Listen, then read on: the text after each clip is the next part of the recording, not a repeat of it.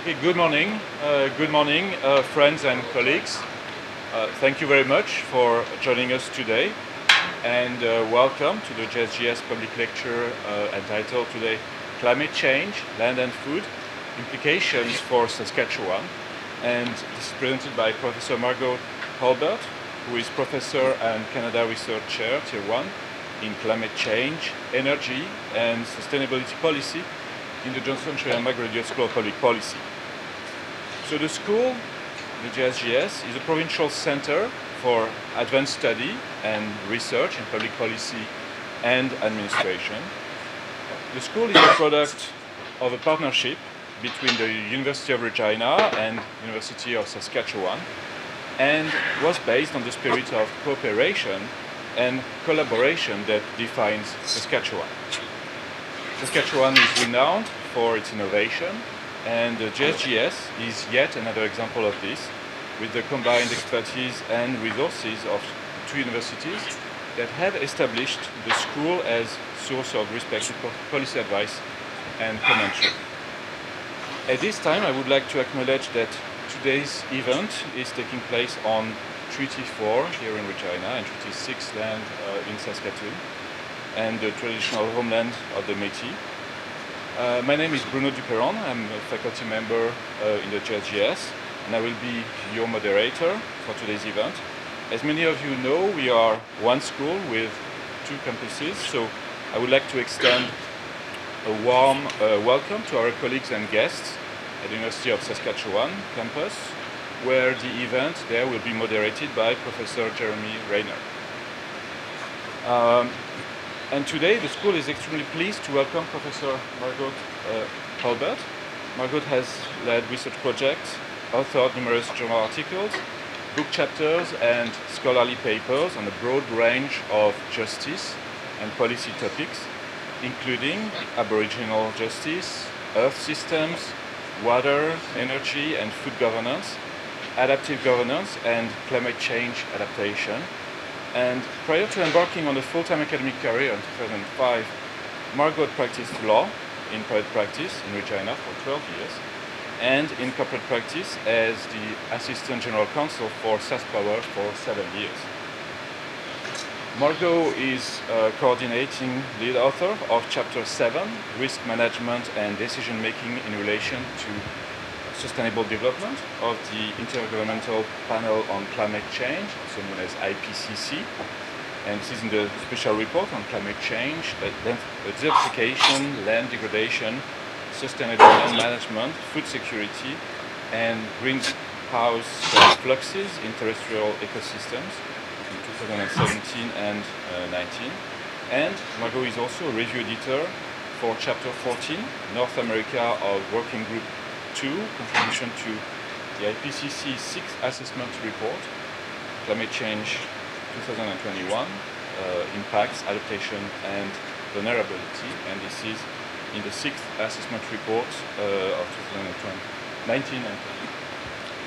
So we are thrilled to have Professor Hurlbert here today to talk about climate change, land and food, and the implications for Saskatchewan. And following the talk, we are going to entertain questions. But for now, please join me in welcoming Professor Margot Hurlbert. And thank you, friends, family, colleagues, for coming today to hear this presentation.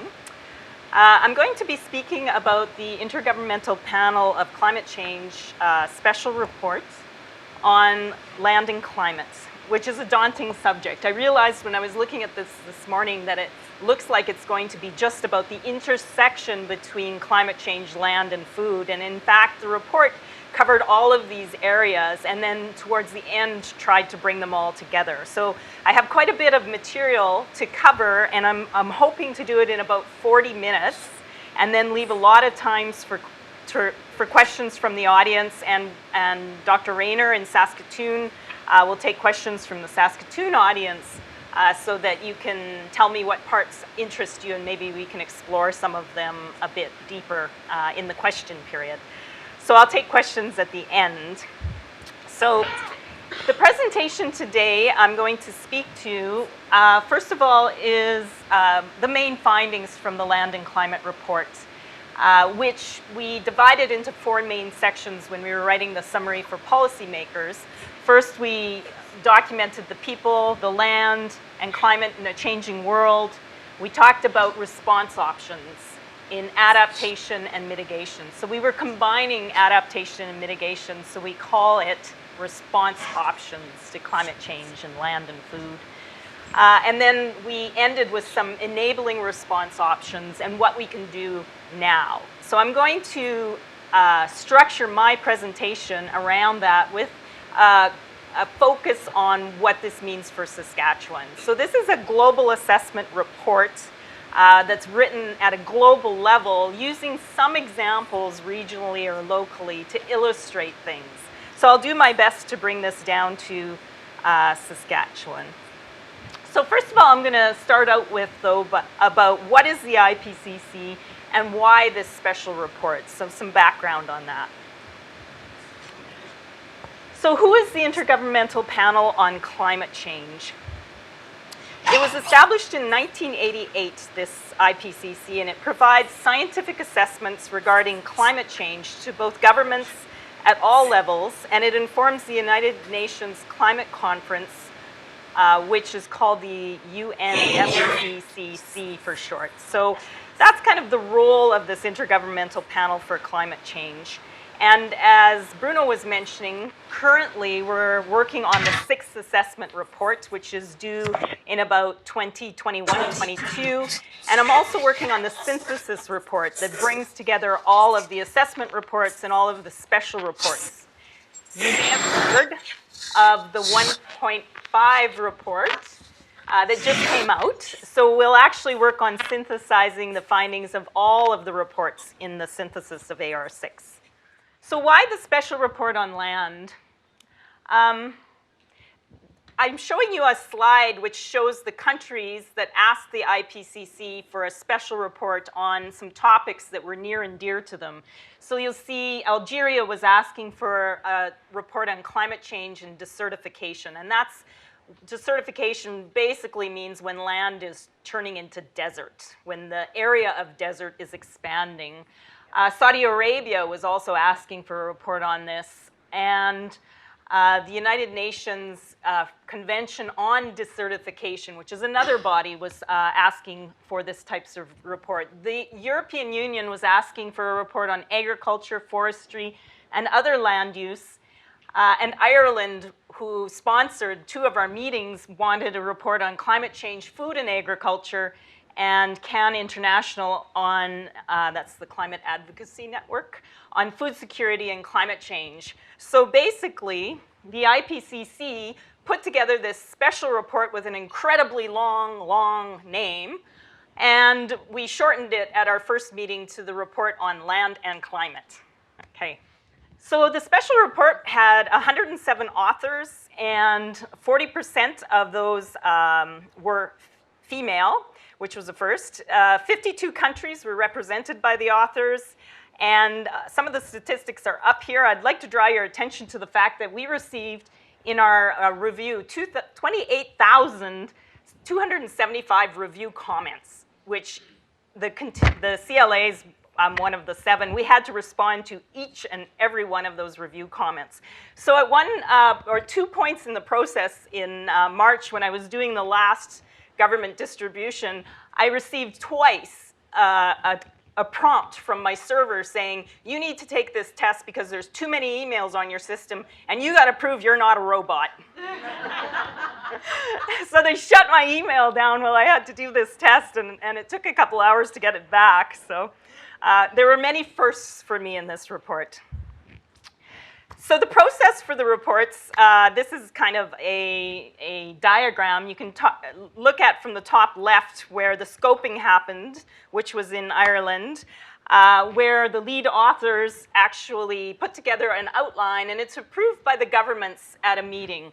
And then authors are again selected who write this report by getting together in meetings and then you see on the right-hand column how many drafts of the reports that we, the authors, prepared, and we sent out for comment and received that total batch of 24,000 and some comments over the 2 years that we were doing this. And at the very end, we go to Geneva, was the place where the World Meteorological Organization is. We present it to the governments, and the summary for policymaker is approved. So it's quite a long process of a few years to come up with this final output, which the cover page you see for the summary is there.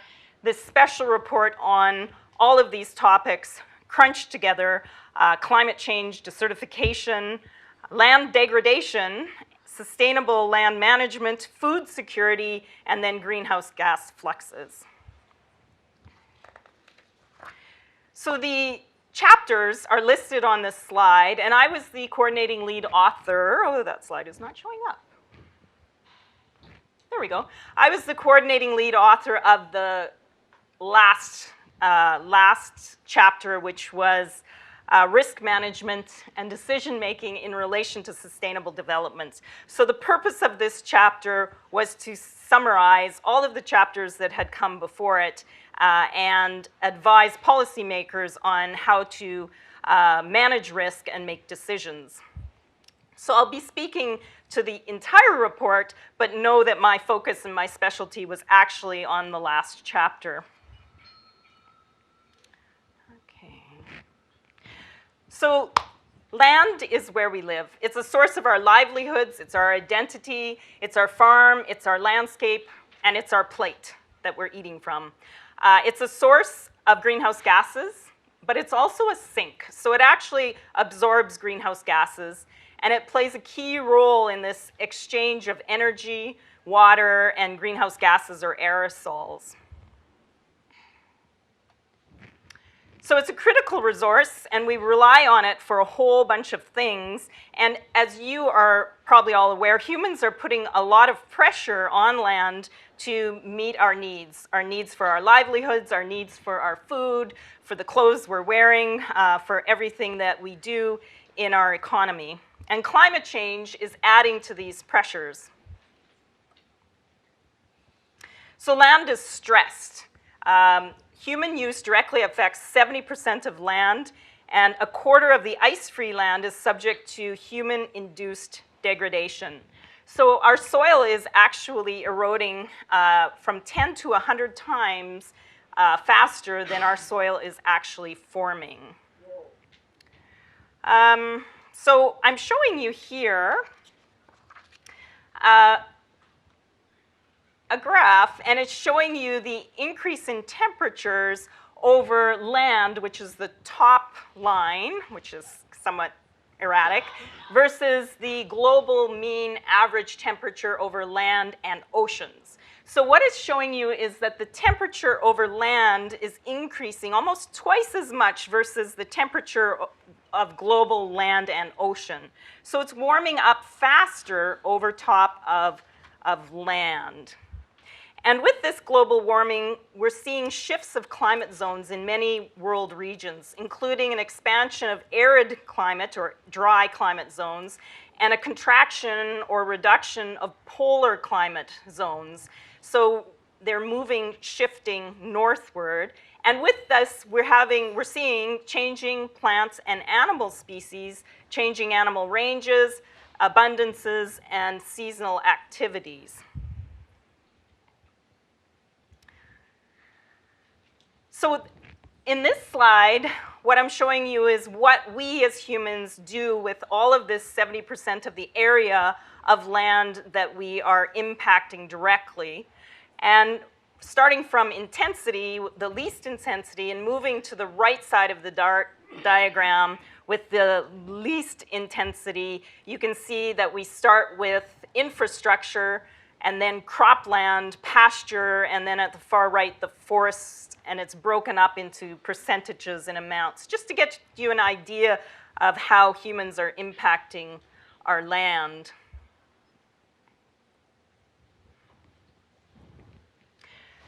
And this, of course, agriculture, food production, deforestation are some of the major drivers of climate change.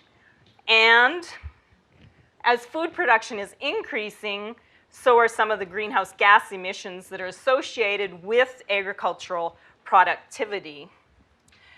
On this, you see the changes in carbon dioxide, CH4, the second line from the top, which is methane, and then nitrous oxide, which are coming out of an estimated 23% of total anthropogenic greenhouse gases from agricultural, forestry, and other land use. And this is kind of a bracket that the climate modelers use to determine different sources of greenhouse gas emissions. And these are the ones specific to land that we were most concerned with.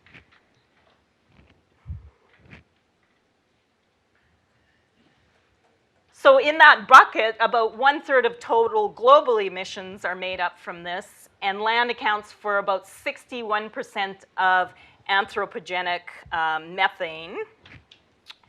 50% of nitrogen that's applied to agricultural land isn't taken up by the crop, and this is also increasing the amount of nitrous oxide, which is another important greenhouse gas. Grazing lands are also another source of anthropogenic emissions, which you can see on this slide.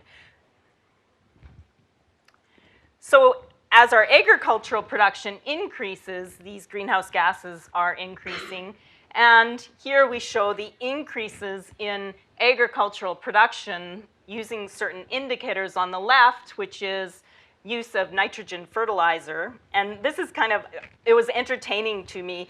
We first of all used this, this graph, and we showed the nitrogen, and we had to move it all the way off the paper. So in order to make it easier to understand, we had to just delete some of the graph so that you could actually see the top, because the increase in nitrogen fertilizer is so astronomically big in the last years in this graph of 2017. And the second from the top on this left-hand side is the increase in crop yields that we've been seeing. The irrigation volume is the third line, and then the total number of ruminant livestock, those are like cows, is the fourth line. So our agricultural production is increasing, and this is also represented by the fact that our population and the calories per capita and our food consumption is increasing, which is in the second graph there.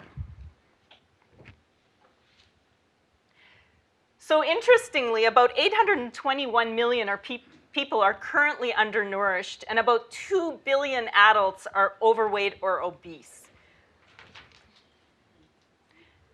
And from the statistics I'm showing you, you'll see that our food system is under pressure to produce, and climate change is putting pressure on our food security. So there's this back and forth relationship that's happening with our agriculture and the land use that we're using for agriculture. Pests and diseases are changing, which is affecting production negatively, and many of our practices that we do have need to be optimized and transported through technology transfer or other means to help other areas of the world adapt in the future. So climate change is making a challenging situation worse and undermining food security. What I'm showing you here is a risk exposure illustration. So we worked on this using a Delphi method of a whole bunch of scientists getting together and reviewing a whole bunch of literature about climate change and the impact that it's having on our land and our food supply, and came up with what the risk was, using at the bottom the legend for the level of impact of risk, whether it was medium, low, or very high, and then assessing the literature and what's going to happen for food security in the event that we experience global warming in the future of from 1 degree at the bottom all the way up to potentially 5 degrees. So as you can see, with all of the land use and food that we assessed, at 5 degrees, things get very, very high and risky. So that means on the left-hand side, we have dry land water scarcity. So in the event that we have global warming of 5 degrees, the scientists are saying it's a very high risk that we're going to have dry land water scarcity experienced by the population, making them very vulnerable and at risk. So we did that for soil erosion, vegetation loss, wildfire damage, permafrost degradation, tropical crop yields. So this is the production of crop near the equator. And then the far right, which I'll speak to a little bit more, around food security.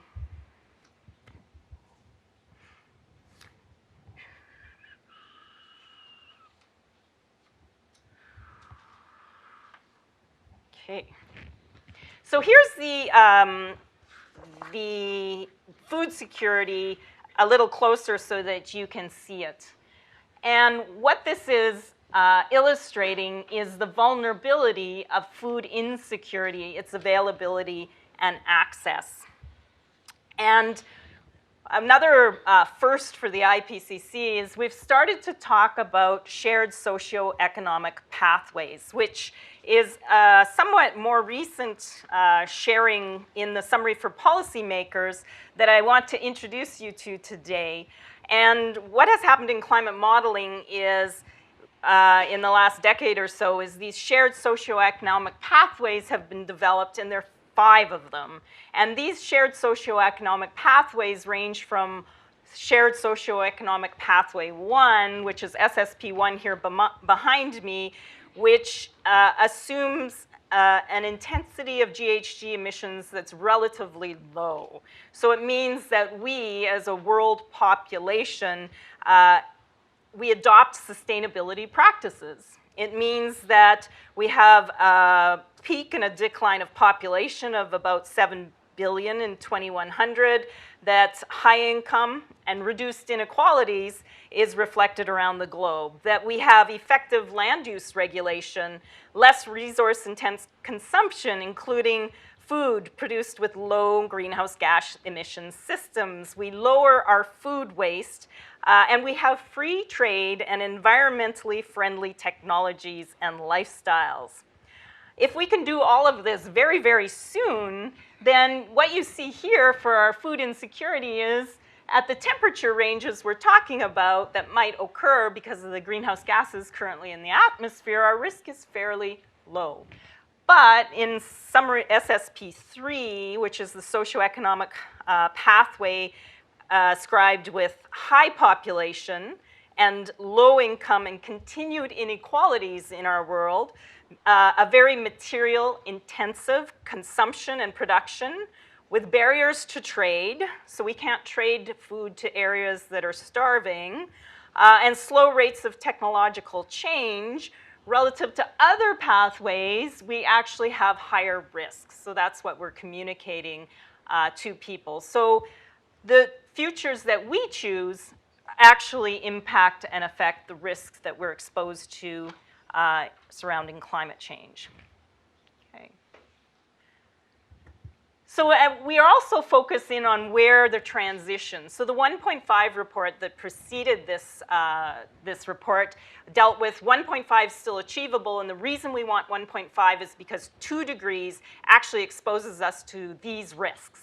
So we're continuing with that storyline, talking about the socioeconomic pathways that we choose in the future, the 2 that I read to you, 1 and 3, actually make a big difference for risk around food insecurity that we experience in the future. Okay. Okay, so that was the gloom and doom.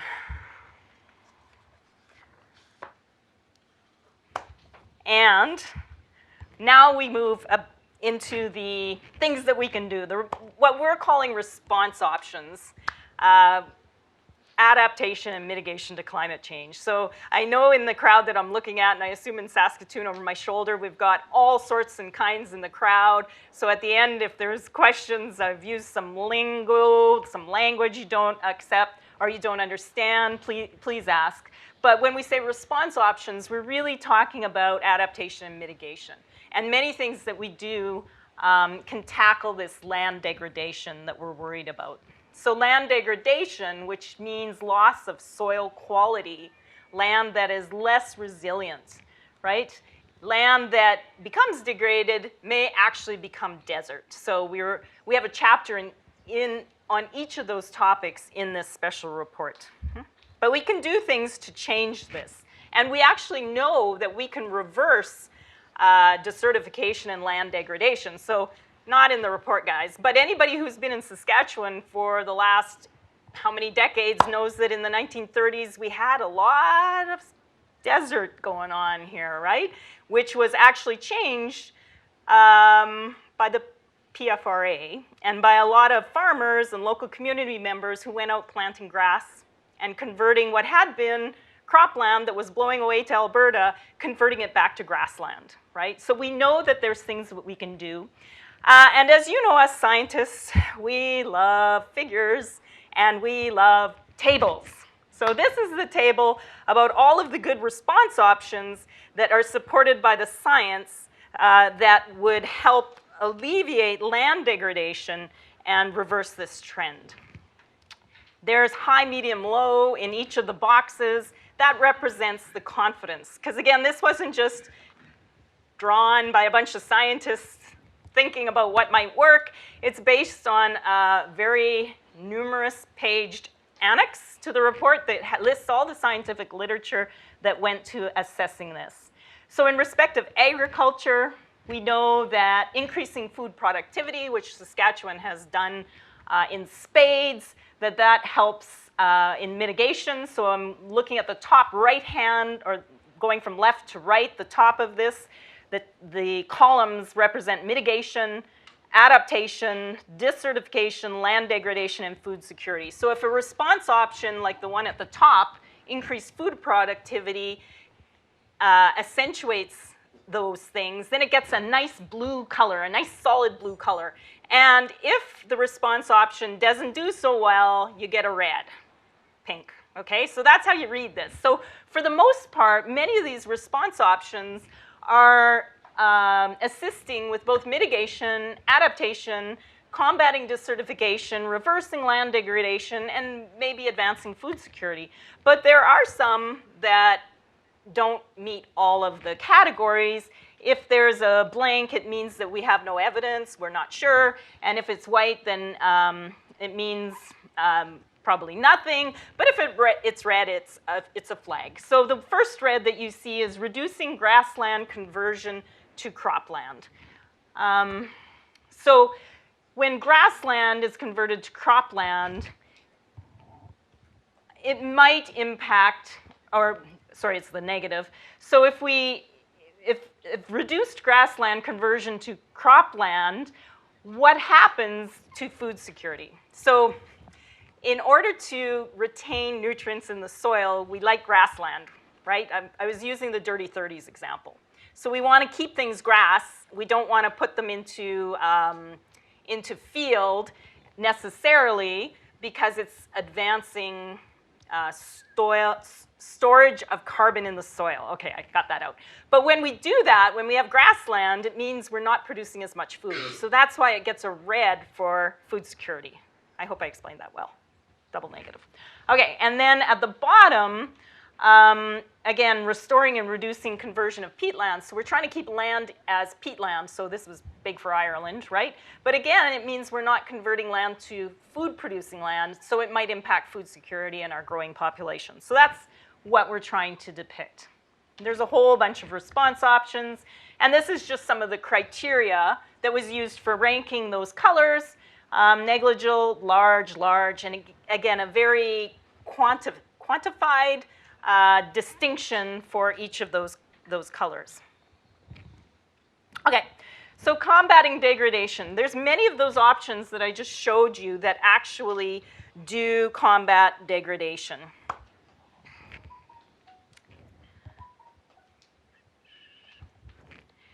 And they have co-benefits. So this is a different way of looking at things. We used to, maybe 20 years ago or 15 years ago, just talk about adaptation. And then over here, we'd just talk about mitigation. And we've really come far in bringing these together and realizing that there's synergies to do things through increasing this carbon stocks in soil and biomass, and through certain farming practices and systems and reducing deforestation. So this has been very, very topical in the last little while with the forest fires going on in Brazil. So there are many things that agricultural producers can do that have a good impact on the environment. And some of them, I'm going to sound a little crazy here, but throughout the world, a new practice of agroforestry is happening. And we don't even think about that here in Canada. We either have forest, it's in the north, or we have agriculture.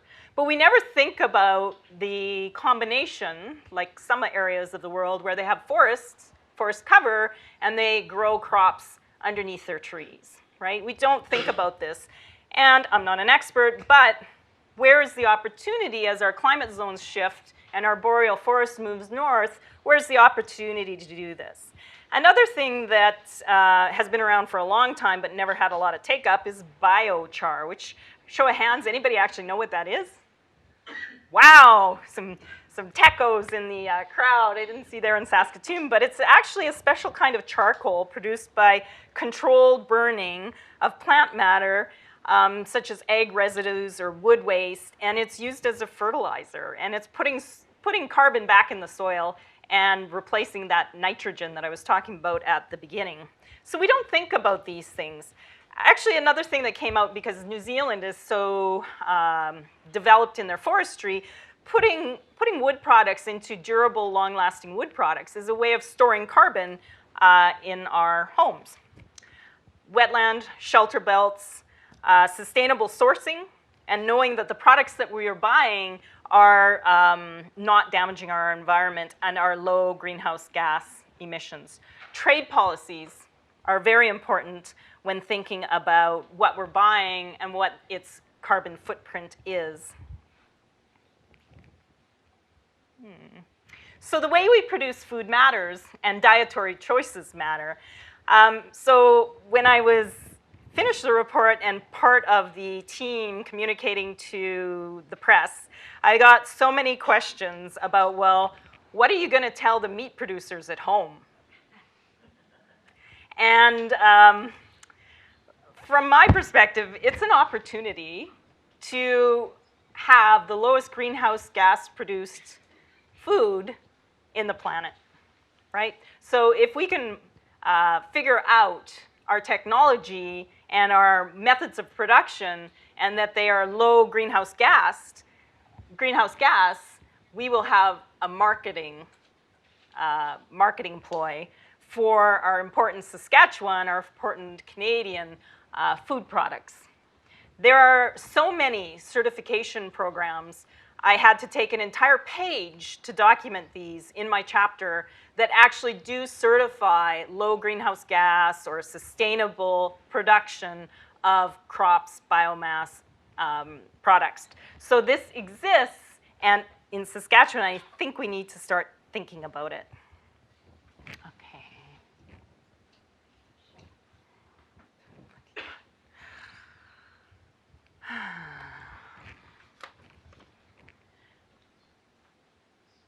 So greenhouse gases are attributed to the food system.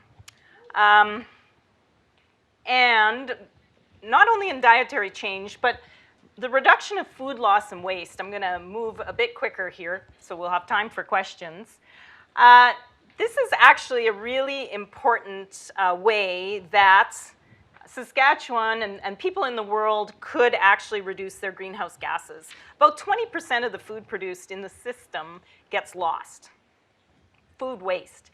That's the food you waste on your plate, but it's food that goes bad in shipping or sits on the shelf, right? If we could actually prevent that food waste, we could save anywhere 10 to 12% of those greenhouse gas emissions for the sector. So there are some really interesting things that can be done to reduce our greenhouse gas.